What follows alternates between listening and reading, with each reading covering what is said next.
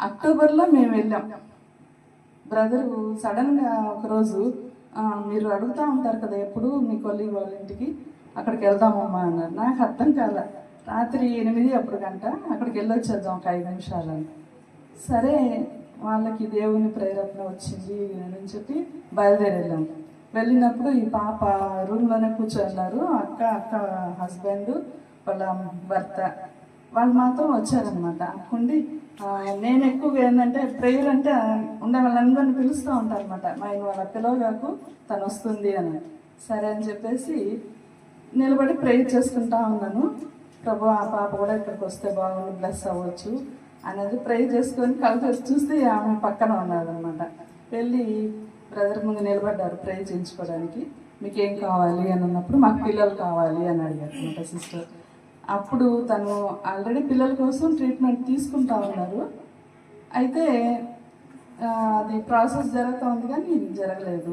Brother వచ్చి prayer చేసి fruit ఇచ్చి, అమ్మ ఈ పండులో మీకు ఆశీర్వాదం లేదు, దీనిని గర్భఫలానికి సాదృశ్యంగా మీకు బ్లెస్ చేసి ఇస్తున్నాను, మీరు ఇద్దరు దాన్ని తిని ప్రేయర్ చేసుకోండి, దేవుడు మీకు ఖచ్చితంగా ఇస్తారు, మీకు తప్పకుండా పిల్లలు పుడతారు అని చెప్పి ఇచ్చేసి వచ్చారు.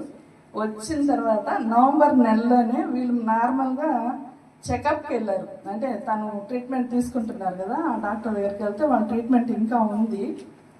కానీ ఆ డాక్టరే ఆశ్చర్యంగా, మహాలక్ష్మి నువ్వు కన్సీవ్ అయ్యావు అని అంటే తనకి అర్థం కాలేదంట.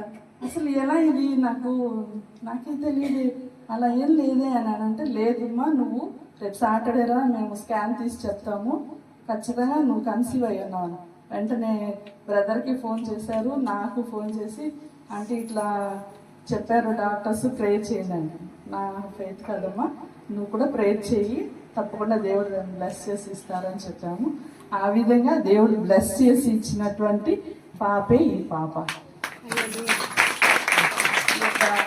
సాక్ష్యాన్ని దేవుడు నిర్మించాలి. ఇంకా కూడా మనందరి కుటుంబాల్లో దేవుని యొక్క అద్భుత ఆశ్చర్య కార్యాలు ఖచ్చితంగా ఈ సంవత్సరం జరుగుతుందని నేను నమ్మి అదే దేవుని స్తుతిస్తూ అవకాశం ఇచ్చిన పాస్టర్ గారికి నా ధన్యవాదాలు.